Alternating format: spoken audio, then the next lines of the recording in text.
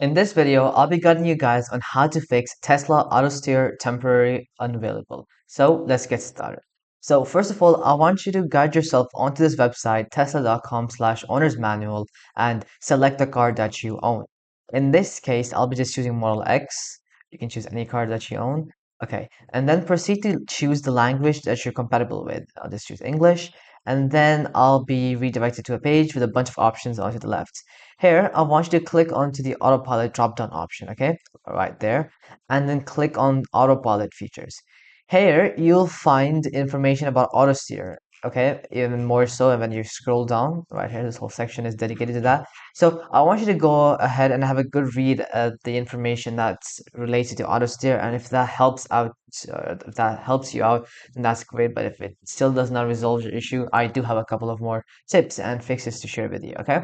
So the first thing would be to restart the car. Okay, so hold down both scroll wheels on the steering wheel until the screen reboots.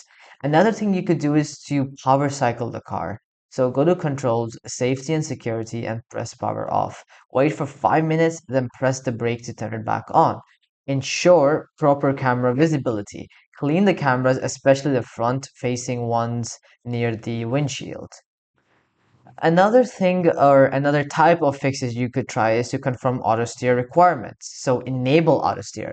Go to controls, autopilot, autosteer, and make sure it's turned on.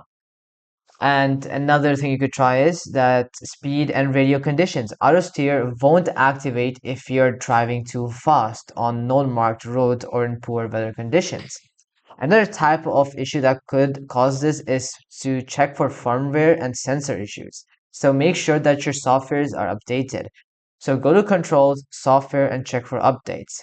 Also check for sensors and cameras. If they're obstructed by dirt or ice or by direct sunlight, auto steer may be disabled.